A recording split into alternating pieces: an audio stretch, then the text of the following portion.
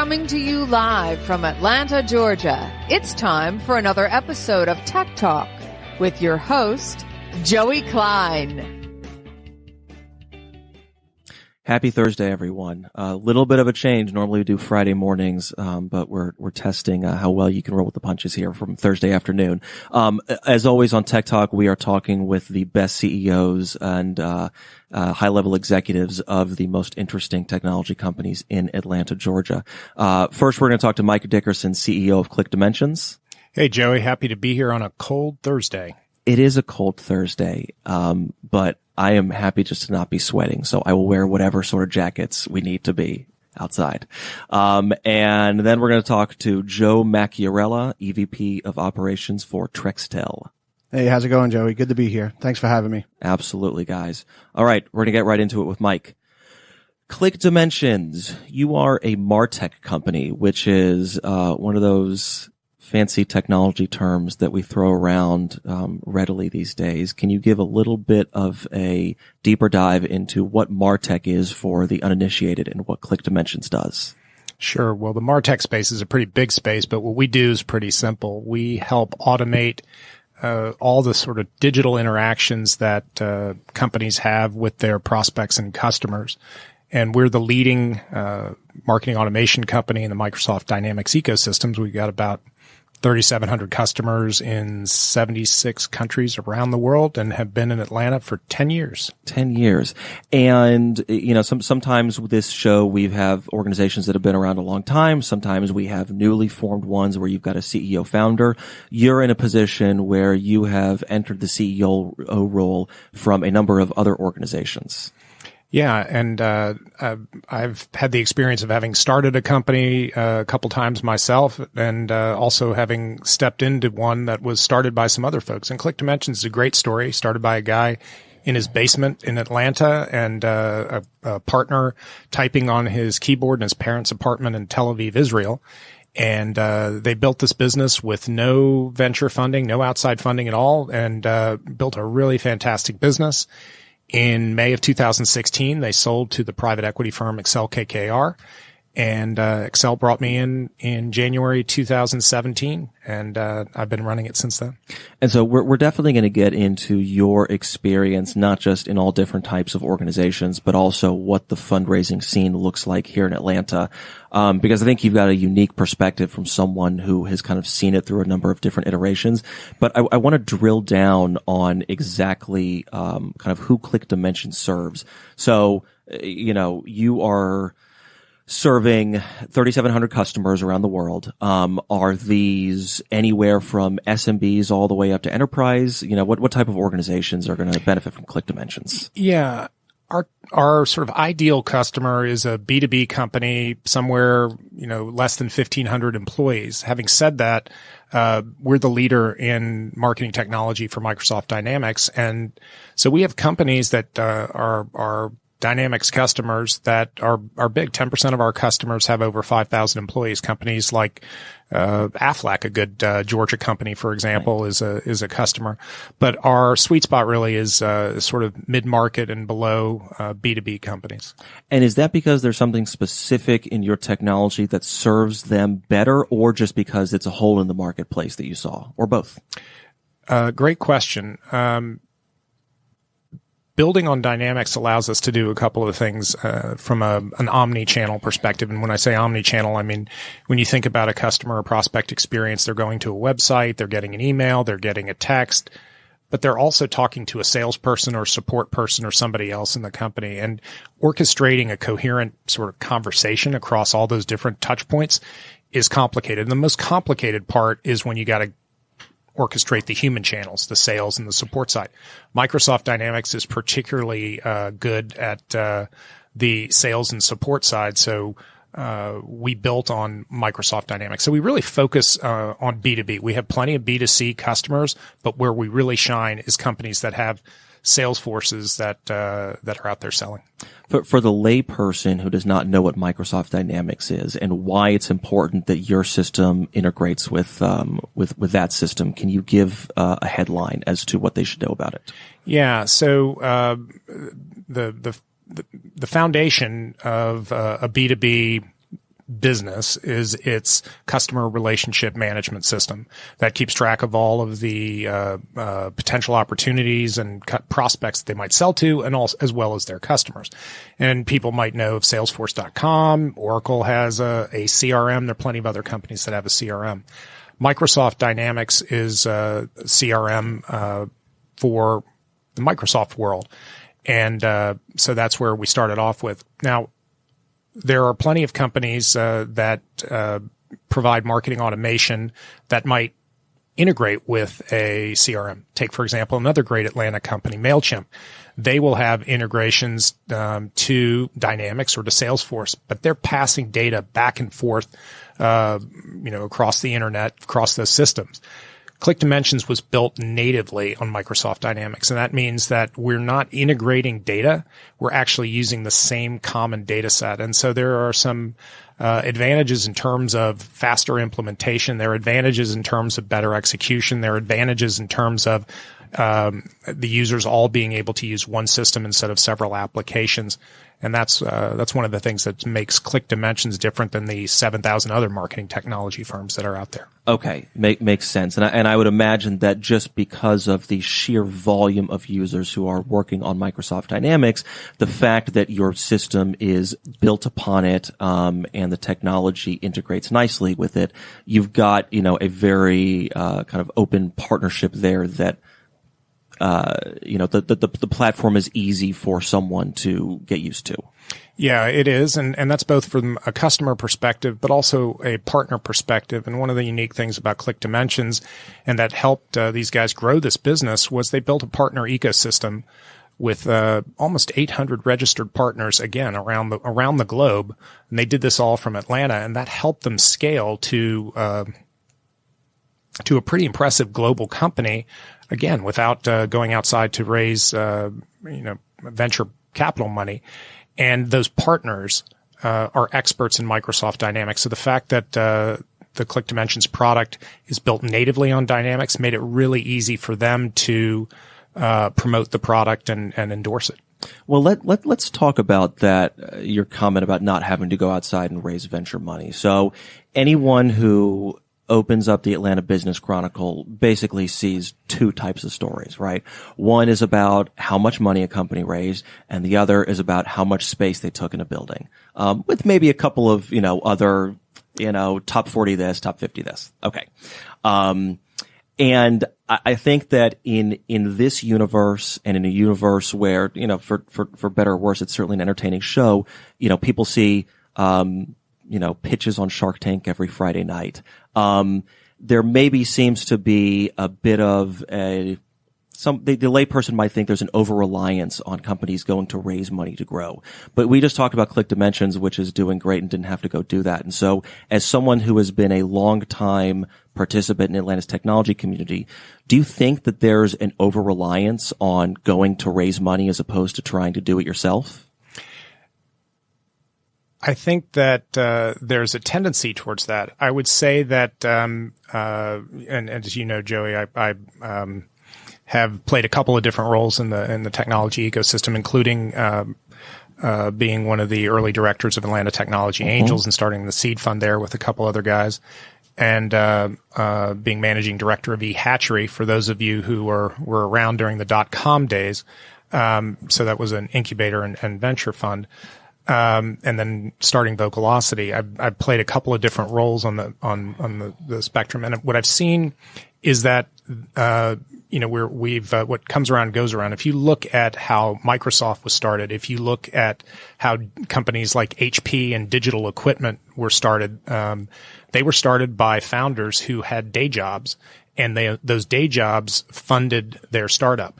And they would, when they left their day jobs, they often took consulting gigs, and they funded themselves for an awful long way before they had to go out and get venture capital. And once upon a time, there weren't that many venture capital companies.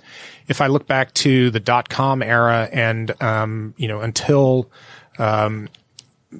sort of the advent of cloud computing and open source, venture capital was the only way to go. And, I think of early days when it used to take at least $3 million just to set up a simple e-commerce site. Now you can set it up for free and, do a lot more than we could do with $3 million. So I think that, while there is a strong story around the numbers, and it's impressive to say this company raised so much in their Series A, we're back to a point where entrepreneurs can start a company and get to product market fit without raising outside money. Certainly the technology piece is much less expensive to do than it ever was before. Now, when you get to scale at sales and marketing, that's when capital comes in. And I look at a couple of other companies when I think about some of David Cummings' companies, Pardot and Hanlon Hill and all of that. He was able to do that without going outside, at least initially. Mm-hmm. Yeah, look, it's certainly for some organizations, depending on what type of product you're building and what sort of team you're building, it'll certainly get you there faster. Sort of add some gasoline to the fire. But it seems like we've somewhat entered an era where, let's say that you have a 22-year-old recently minted college grad who goes to work for a startup in Atlanta Technology Village. The world that person has grown up in certainly glorifies the raising of money. That's really what is heard about. It's somewhat more rare. And frankly, that's why I do this show, to get out stories that are a little bit more rare to hear about someone who, eschewed that route and kind of did it on their own. Yeah. That's true. I guess my comment would be that it's easier to go farther without venture capital than in the technology space today, thanks to cloud computing, open source, and so on. It's easier to do that today than it was, say, 5 years ago. So that's good news for entrepreneurs. I would also say that when I look back to the .com era and raising money for companies in Atlanta, there was and I'm sure people still talk about this today. Is there enough venture capital in Atlanta? Regardless of the answer to that question, it is easier to raise money as a company in Atlanta or anywhere else.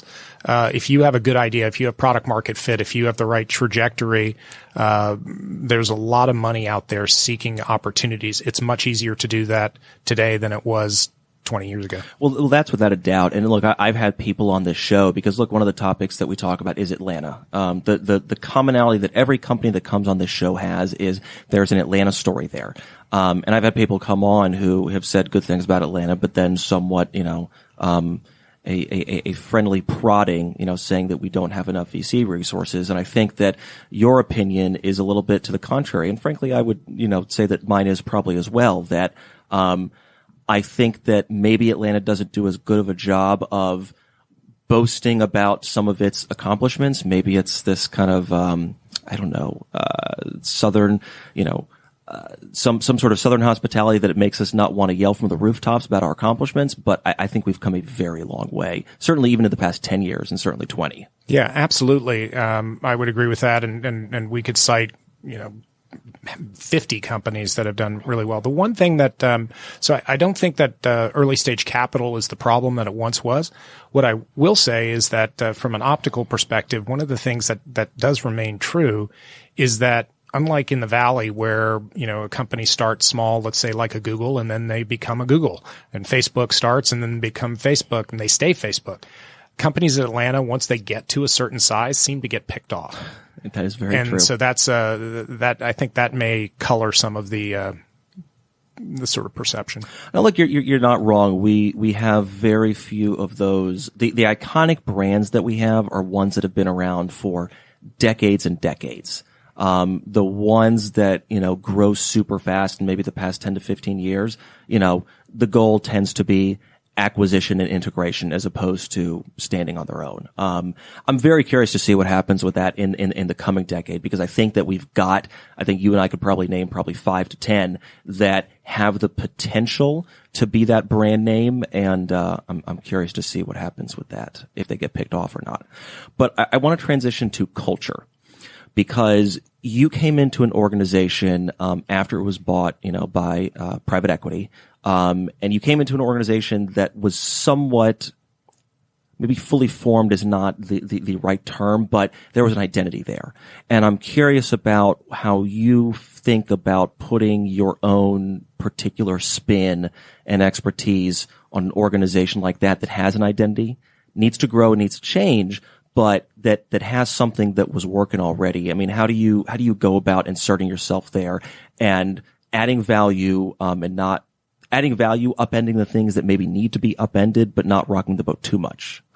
Yeah, there's a lot of different things in that, and I can say that I've been at ClickDimensions a little over 2.5 years, and I learned an awful lot from the experience. Let's start off with the fact that you're right. There was a fantastic culture already in place. The guys that started this company and built this company had created a very special sort of culture around humility and helpfulness and partnering. That was great. So the first thing was to try and understand what that culture was and see how that, supported the business model. Cause often with successful companies, there usually is a synergy there. And then what was going to be required to make the company successful in its next sort of holding period, its next phase of evolution, and what might need to be changed. And I think, there were some things. The company is very much a global company, and it had global customers, but it had grown from a very frugal, capital efficient sort of roots, and making the transition to truly be a global company did require some work, and learning what it really means to be a private equity owned firm as opposed to a founder owned firm. Those are two big things that we had to navigate. And you touched on the fact that you are a global company, and I'm curious to understand more about how you foster a culture across time zones and across different cultures. Yeah. So I'm not sure. I'm sure we're still learning about that every day, but there are a couple of things that I think are useful and obtain. And let's see, we have offices in 10 different countries. So we have employees in 10 different countries, and those cultures range from northwest part of Spain to Tel Aviv, Israel, to Fargo, North Dakota, and Greenville, South Carolina, and Christchurch, New Zealand. So the time zones are different, but the cultures are very different. And what's expected in terms of respect for hierarchy, or what's appropriate to say, there's a big difference. The way that we've tried to approach it is radical transparency, to try and be as transparent as we can, to try and be as honest as and open as we possibly can, which is both refreshing for folks in some cultures and a little bit scary sometimes. But that at least seemed to be a common denominator that allowed us to communicate across cultures and against cultures and sort of norms. So I think that's been helpful. I think my last stint was PGI, which is a conferencing and collaboration company, and so having a background of web and video conferencing was helpful. I can't say enough about the impact of being able to have a Skype conference or a Zoom conference where you can actually see the people that you work with, especially for leaders who have team members who are in other parts of the world. Just being able to see them in your weekly check-ins makes a big difference. It definitely does. And actually, this is I'm surprised it's taken this long. This is actually the first time in the show that the concept of radical transparency has come up, which, of course, anyone who's read Ray Dalio knows, founder of Bridgewater, is really the cornerstone of his management philosophy, and has taken that company to great heights. And it's one of those things that just seems self-evident when you learn more about it. Like, why wouldn't we tell the truth and nothing but the truth to our colleagues? But so often in the workplace, we chicken out might be a little bit too loose of a term, but when put face to face with potential conflict and confrontation, we shy away. And unfortunately, what that normally does is it lends to some passive aggressive behavior as opposed to addressing a situation head on and really dealing with it. And obviously there's other pieces to radical transparency, but that's certainly one of them. Yeah. Well, so I have some thoughts about that. I mean, the Bridgewater rules and the, recording every meeting is sort of an interesting thing. We take a slightly different view on that. I tend more to the Kim Scott, radical candor, which is, care deeply and challenge directly. And I think that, Ray Dalio and in the hedge fund world, you've got a different set of motivations and a different kind of folk that joins that sort of place. So the Kim Scott version, sort of says, from every person that leads a team, is responsible for other folks, the first thing that you need to do is care deeply. And I don't mean tree hugging kumbaya. It means understanding what's important to the people on your team, where they're trying to go with their life, where work fits in, what their professional aspirations are, their personal aspirations, so that you have context with where they're trying to go. But that also you develop trust. And this is the super important part when I talk about,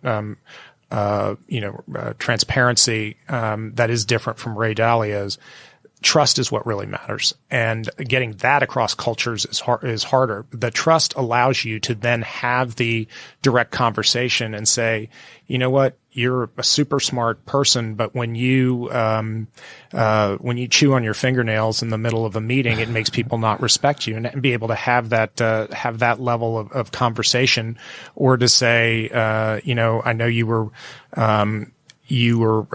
really trying to impress upon the point that we needed to do X, Y, and Z, but you really made that person feel that you were just so much smarter than they were, that they're going to lose all of their self-confidence and decision-making muscles. To be able to have those sort of conversations and not do it in a contentious way that leaves people feeling, that sort of electrical tension.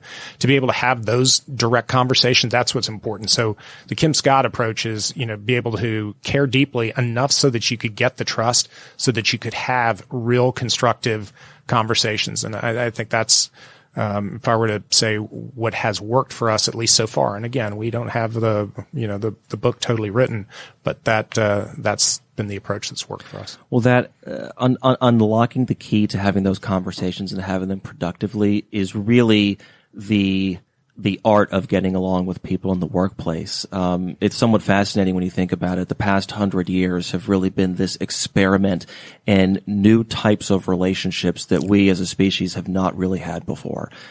We spend as much time, if not more, with our work, friends, family, whatever you want to call them, than our own family. And we're close with them, but yet there's sometimes a barrier there. You might not treat them or say things to them the same way that you would with friends who you even spend lesser time with, but might be more comfortable with. And you have a common goal that needs to be accomplished. How do you bridge all of those nuances and complications to get something done and deal with the neuroses and eccentricities that we as humans all have? Yeah. So I think, a model that's really important,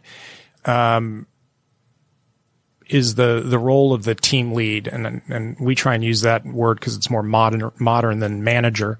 But, a couple of things that I think, sort of models to think about, whether it's a quarterback or a point guard in basketball who distributes the ball around and makes sure that, people are playing well together.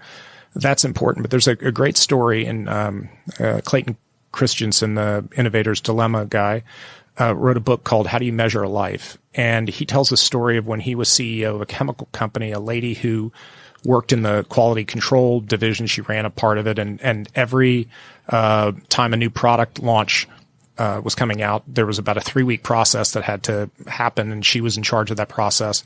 And, people from one division, the head of one division would want his product to go out first, and his timing was late, and he's saying, I need you to do this 3-week process in 2 weeks. Anyway, she was stressed out. She would come in early every morning and get yelled at, and work late every night and get yelled at, and then have a 2-hour ride home in the Boston traffic. And Clayton Christensen said, gosh, can you imagine what she was like to her husband and 3 kids when she got home at 8 o'clock at night after a day like that in the traffic? And then he said, now imagine somebody who feels like they are empowered to take their best ideas and put them into use and make an impact on what they're doing and have some direction on the control of their work and to contribute intellectually.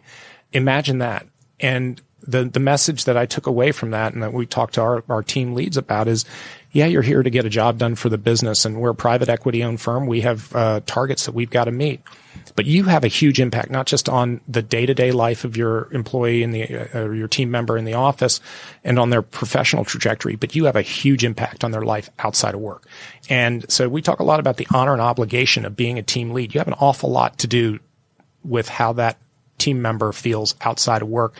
And once you start talking about that, people go, yeah, that's right. I mean, we've all had bosses who were moody or difficult or not the most inspiring. And you think about that and go, gosh, how did they make me feel when I wasn't in work? And, I don't want to be that guy or girl. I want to be the person who helps make people's days a little better, not just at the office, but outside as well. I think that's such an important realization, and it's something that I have colloquially termed the circle of screaming. And if you can picture someone gets screamed at work, okay, and screaming is obviously just a catch-all term for, put down, whatever the action is, okay? That person's in a bad mood, goes home, takes it out on their children and their spouse. The children and spouse are in a bad mood, takes it out on their friends and coworkers, and the circle goes round and round and round. And it leads to a world of angry people who are not fun to be around. Absolutely. And, I don't know if you have kids, Joey, but I am just having a tape playing back in my head, my 11-year-old son who was hungry because he hadn't eaten dinner and he had a long day, and his mom had, some difficult negotiations at work, and they start talking and they're on the wrong page. And the next thing you know, they're at each other, and that circle that can be a vicious circle that can build up over years. Yeah. It really can. I have a 2-year-old daughter and I have a son on the way, and it has been and I'm certainly not an expert at it and I'm still getting used to it, but to leave everything, assuming you had a negative day, right, behind and be present there, I think is one of the hardest things. And if you can master that mental acuity, you can do a lot of great things. The most important one, of course, being there and present for your family. Yeah, for sure. When you figure that one out, let me. Yeah, it does seem to be the eternal struggle. I think it's one of those, one step forward, 2 step back type of ventures. You guys have clearly you're doing things well. You've been on the Inc. 5000 for a number of years in a row now. What is this? Great product, great culture, everything combined. How are you doing it? Yeah, I think there are a couple of things that the company has done well, and like I say, I stepped into something that was already doing really well. They figured out a partnering model that was unique. Our business gets new customers largely because of a Microsoft Dynamics partner channel. Most partner channels are reseller models, but this is really more of a symbiotic model, meaning the traditional model is, here's my product, let me teach you how to sell it, you go sell it, you support it, you make money off of that. What these guys figured out how to do was to make a product that help their partners win more deals and get more of the business that they really wanted. So think of it like almost like a fuel additive, as opposed to where the real meat of the transaction is. And they figured out how to do that well. They figured out how to get trust from their partners at scale. And that's really helped. Get to a certain level of scale of business size. Then there were a couple of other things that we figured out how to take advantage of. Being built natively on Microsoft Dynamics meant that essentially the CRM and the marketing automation products all used the same data model. So translating between 2 different products wasn't such a big deal. And as we add on every piece of marketing technology, they all use that same data model. So we were able to do a couple of things. We're able to, make the technology work faster. There's, instant on instead of implementation. Our support services We know how to go from the application all the way down to the data structure better. It allows us to do enabling services that, other companies have to rely on marketing agencies or things like that. We get economies because all of our customers use the same data model. So we can deliver a certain set of enabling services that help people get value out of their technology. We can do it at global scale from places like Greenville, South Carolina, and Cork, Ireland. And then the final thing is that the focus in the Microsoft ecosystem served a purpose. Focus anywhere really helps. And in the marketing landscape, people are trying to figure out where's the right fit, where can we get repeatable sales scale. Well, the constraint of having to work with customers and look for customers who had already chosen Microsoft Dynamics was a constraining focus that ultimately forced a certain amount of sales efficiency. So I think those are some of the things that helped us get where we are, and we're now just sort of reinterpreting them and relearning the gifts as we look at how we grow in the next phase of the company's evolution. Well, and one recent development in your company's evolution is that you made an acquisition recently. Yeah, we did. And it's part of our thesis was that we're at a certain scale of number of customers, and we have a very efficient customer acquisition engine through these partners. So we could go out and buy pieces of a full marketing cloud more effectively and faster and cheaper than we could build them ourselves in many cases. And with 7,040, I think, in the Martech 5,000, there are a lot of companies out there who have great technology but have run out of money, and they're really feature groups, not full-fledged companies. We've been able to go out and sort of cherry pick. So we bought a company called SweetSpot out of Gijón, Spain, which is northwest part of Spain, and they were one of Gartner's 4 touted firms in the marketing performance dashboard, marketing intelligence sort of space. The others were Datorama, that got bought by Salesforce for $850 million, Origami Logic that got bought by Intuit for I think $1 billion or something like that. Another one that got Beacon that got bought by Acklate. And then we picked up the 4th one, SweetSpot. We didn't quite pay $850 million, but we got some really great technology because there was a go-to-market story, a customer acquisition story, and so that was the first of those, and we plan to do more in the future. But it brought in some great people. It also extended our culture. We now, we have people working in Tel Aviv, Israel, with people in Gijón, Spain, coordinated from Atlanta with a little dash of Minsk, Belarus, and maybe some Cork, Ireland, all in the mix. That's amazing. Well, look, with all of those exciting things happening at ClickDimensions, if someone listening to this wants to learn more, how do they get in touch with you? Yeah, so feel free to drop me an email at mike.dickerson@clickdimensions.com or go to clickdimensions.com. We're here in Atlanta, and we'd love to hear from you. Great. All right, Mike, thanks for coming on and sharing your story. Thanks, Joey. A lot of fun to be here. Okay, Joe Macchiarella, how are we today? Doing well. How are you doing, Joey? I'm doing great.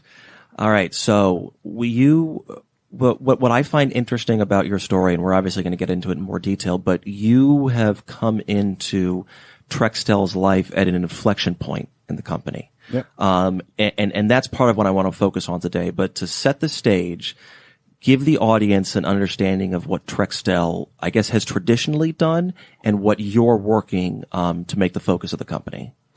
So Trextel focused mainly on IT infrastructure, deployment type services, and everything from provisioning routers, rack and stack, cabling, feet on the street, technician out to the location, installing the equipment. That the company was really heavy on deployment type services. We are working now on transitioning more into a managed services model. So we still do the rack and stack. We'll still send techs out and install the equipment, but we really want to focus on adding the most value and monitor their networks, and do that in cutting edge technology.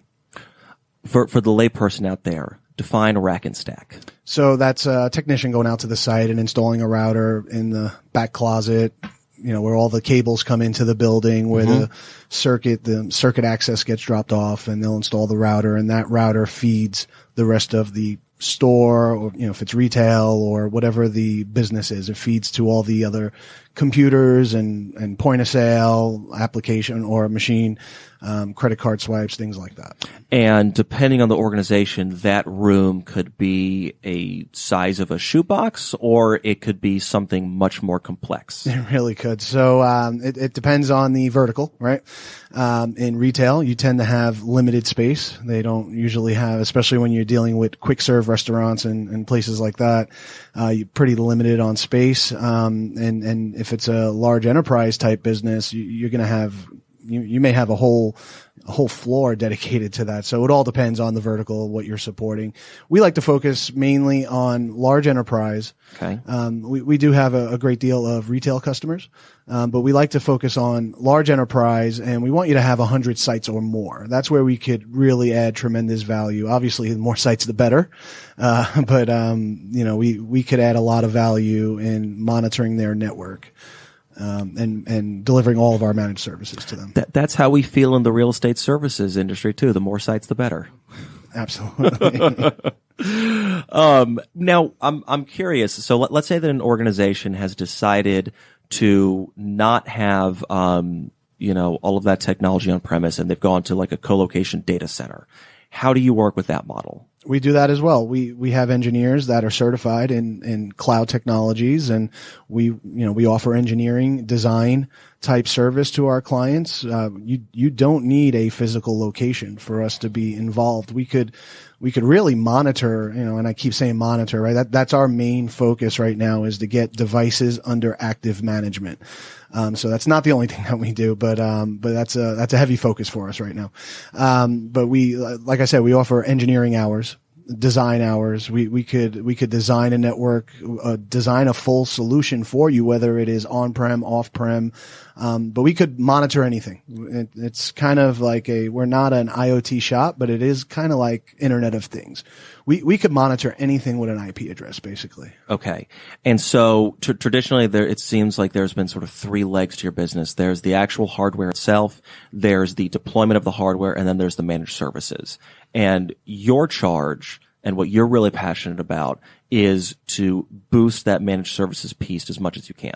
Absolutely. Well, what I'm really passionate about is customer excellence and customer experience, right? That's I live and breathe that. But the focus right now on the business, and I'm very passionate about, is trying to drive a lot of diversity into our business model.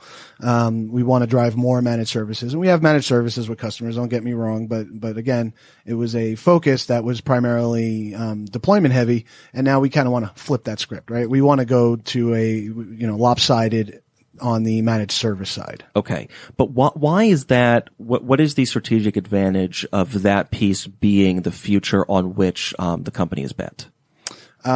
Because that's where you get your most scalability, right? When you're dealing in a heavy deployment, one and done type environment, because once you deploy the equipment, you'll get future business, sure. 3, 4, 5 years later, right? Because the technology, even though sometimes it goes obsolete within a year, or, you go out and buy the latest and greatest TV and it's, the new model's out in 6 months, right? But you're getting more scalability when you're in a managed services model. In the one and done environment, your revenue is very lumpy. Your work volumes are unpredictable. They're up and down depending on how many customers you're installing at the same time and all that good stuff. So when you have a managed service environment, you have more flow. You have more of a steady flow. You get at that point now, and it goes beyond revenue. But it aligns with revenue where you have predictability, scalability. You could forecast. You know what's coming in. You could now start trending more than just revenue. You could trend, the average calls offered to your help desk per day. You could the trouble tickets that your NOC is handling, or whatever the driver is. You could really start forecasting that stuff and predicting your future and getting law of averages and algorithms in there to say, here's how many people I need at this time, supporting this product, and you could even boil it down to handle times and product set specific. It's no longer on just widgets. It's now what kind of widget. So it just really puts destiny in your hands that you can run a very efficient shop, and people want to stay busy too. And you guys were really speaking my language a little while ago when you talked about culture, and people having purpose and things like that. So, that's something we're really focused on in our shop as well, because people want to be productive. They want to be busy. But they also want to know, they have to be empowered to, like you were saying earlier, they have to be empowered to make decisions, right? And when they're getting consistent workload and consistent elements that are hitting their desk on a regular basis, it keeps them productive. It keeps them thinking. It keeps them active. Well, let's talk about that, because when we're talking about fundamentally shifting the ratio of, services within a business, we're really also talking about a people issue as well as a culture issue, right? If you can't just change a company by changing the type of services or products that it does, right? That's only one piece of it. So talk to me about how you approach that within Trextel. So the culture at Trextel was very strong. That was one thing that drew me to the company. I had a pretty extensive interview process, so I got to meet a lot of people along the way. The culture there was already very strong. So that was definitely a draw for me.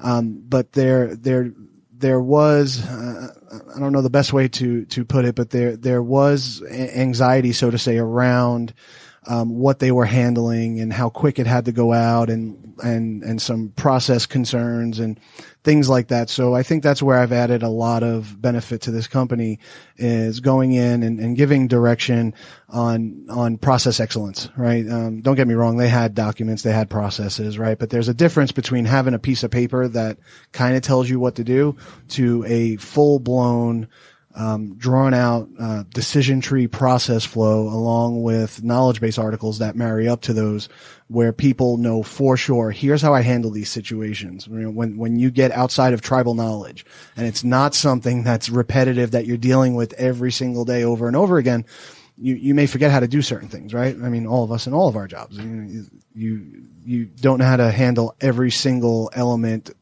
perfectly. So those type of things help you, and just having consistent processes.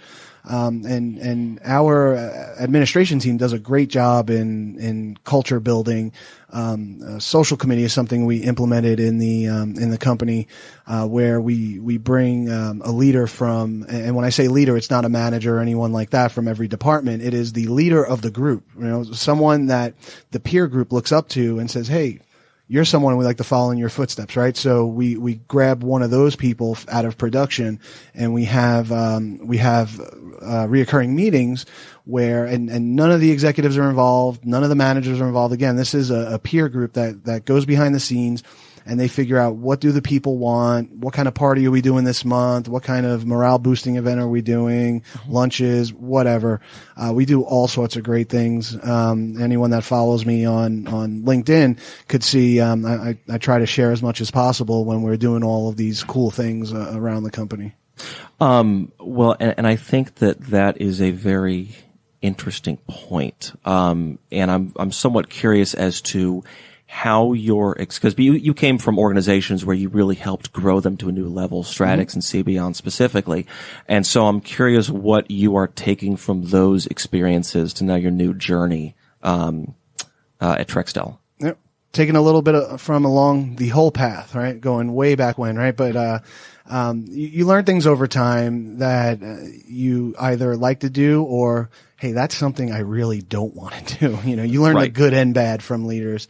Even bad leaders you benefit from, right? Because you learn in a different way. But yeah, so there's a lot of things that I've learned over time, and early on in my career. And this was, once I got into management with, CBeyond. One of the first two books that I read was, one was How Full Is Your Bucket? I don't know if you have ever read that. I forgot the author on that one. And then Building Call Center Culture by, I believe it was Dan Cohen. Those two books really opened my eyes to, wow, this is the type of person I am, right? I didn't really know it at the time, But going through those books, I like to contribute to people's lives in some capacity. I like to make people feel good about what they're doing and kind of give them something to look forward to and motivate them. And those two books really, there's bits and pieces from those books that I've always zeroed in on to make sure that I add value to people in every conversation that you can. Every conversation is a crucial conversation, and there's a book, Crucial Conversations, but it's not about, it's not about having tough conversations, right? It's about every conversation you could have with someone is crucial, and you should add some kind of positive element to it. It gets back to what you guys were talking about earlier with the vicious cycle and, to avoid that type of stuff. So.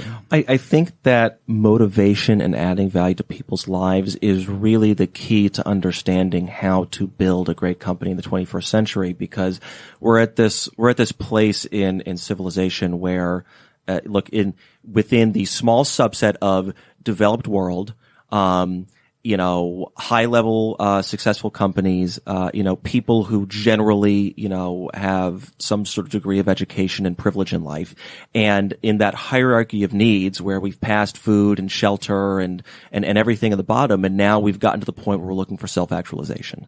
And the type of talent that we're talking about in the companies, that you two have, they're looking, yes, there's a paycheck. Yes, there's how do I support my family?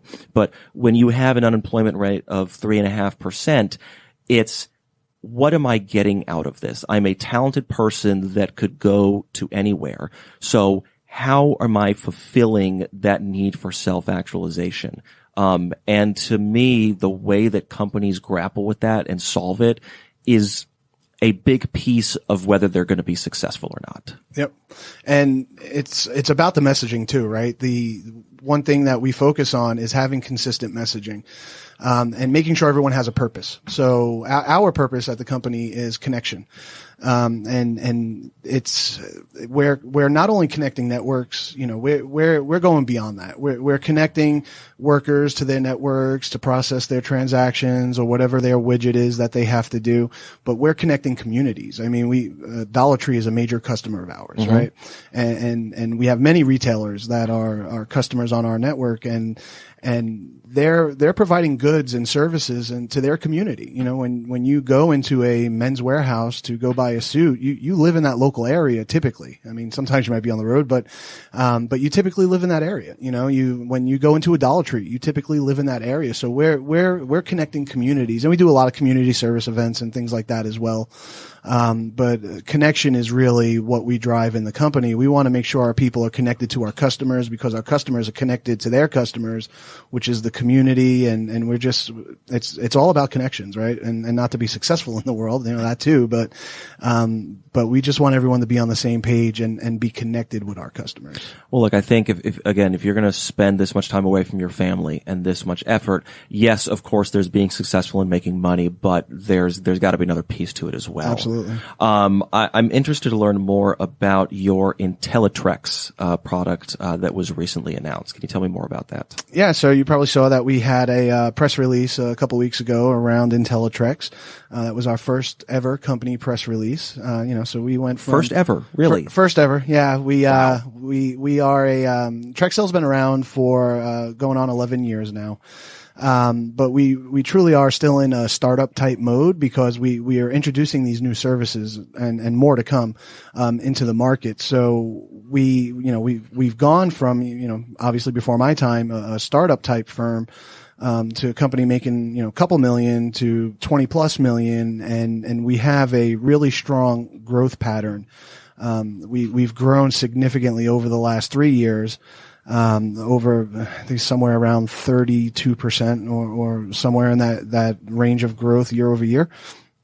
And we have a growth plan in place to, get to well beyond, I'm not going to give away our special sauce, but we have a very aggressive hyper growth model, planned out. And we're doing a lot to really drive it in that direction. And IntelliTrex is one of them, right? So we had our first ever company press release announcing IntelliTrex, and Chris Garrett was the brains behind the operation. He's our director of customer support. And he built this tool homegrown from the ground up. And this is a network monitoring tool, which on the surface people could say, well, everyone does that. Everyone does network monitoring, right? Well, a lot of companies do. But we really focus on cutting through the noise of traditional network monitoring. So when you have a network monitoring system in place, you are looking at your customers' networks that you're supporting, and you're getting alarms, and it's telling you, this circuit's down, or, this one's bouncing, or whatever's wrong with the access into the location. Well, our system doesn't just grab that and say, okay, Noctech, go check it out. That's more of a traditional model. Our system has a level of AI built into it. We have event handlers, and it's AI is really nothing more than automation, right? It's a fancy way of saying automation, but we do have a high level of automation in the system that when a circuit goes down, or it's taking slips or bouncing or whatever's going on, the system is looking at that circuit and saying, okay, here's how I need to handle this event. And I'm going to do A, B, C, D, and this all happens, light speed, right? And it's trying all of these potential fixes to get the circuit back up and running. And we're clearing through a lot of that noise. One customer in particular that we've injected this on, we were getting over 1 million alerts a month. Wow. Which is significant. And this was on a 7,000 or 8,000 user base. So it's not like, we were supporting a couple 100,000 stores, right? It's, so we're getting approximately 1 million a month. And now our system has really cut through all that noise, and we're getting somewhere in the neighborhood of 1,000. And so it sounds like what this does is a more targeted, automated way to solve a problem before having to get the human element involved. That's right. Okay. And we'll log it. The system will log a ticket and drop the info in there, close it out, and it'll do all that automatically, right? And if the events that it goes through does not solve the issue, that's when it gets handed off to a human. Okay. But then at that point, the human knows all of these things were already done. I don't need to do any of this stuff. Right. I need to pick it up from here. So it also helps in terms of mean time to repair. Our mean time to repair is historically low compared to what is, new low compared to the historical numbers that were out there. Got it. We've talked a lot about the retail case study, but I'm curious, with your new push towards increased focus on managed services and, of course, the new product, are there industries that you have traditionally not really been that active in that you're making an effort to penetrate a little bit deeper? Yeah, we really want to focus on more of medical. We want to get, we do have medical clients, but we want to really zero in that medical and finance type verticals. Okay. We have a pretty strong footprint in retail right now, so we want to really zero in on those two. You have thrown around a number of book names throughout this conversation, and I find I'm a big reader. I think that anyone who wants to be an interesting person needs to be a big reader. And I'm always interested to hear about what executives are reading and how they're finding them. And I think, look, the good thing in our day and age is that we have a lot of choices. The bad thing is that choices typically overwhelm people.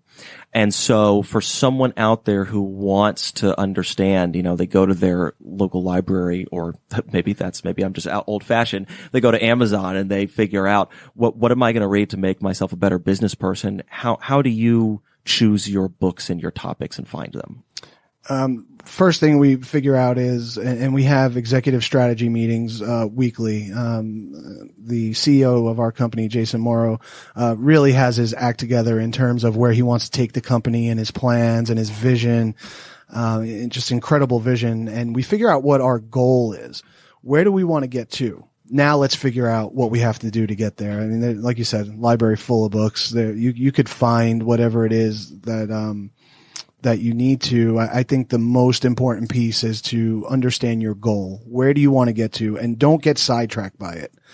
And have a limited goal, and a goal is not a revenue number. A goal is not a result.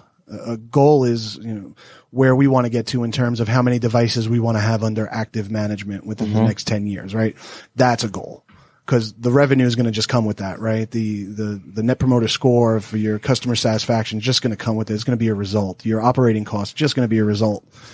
We want to get to where do we want to be? Sure. And of course it needs to be somewhat quantifiable, but Right. everything else follows that goal. Absolutely. Okay, so with all of these exciting developments at Trextel, if someone listening to this wants to talk to you more, how do they do that? They could email me at Macchiarella, and let me spell that. JMACCHIARELLA at Trextel, TREXTEL.com. Fantastic. And for everyone who is listening to this over podcast download, we will put contact information in the show notes as well. All right, Joe and Mike, thanks guys for coming on. And to listeners, thank you for tuning in to another great episode of Tech Talk.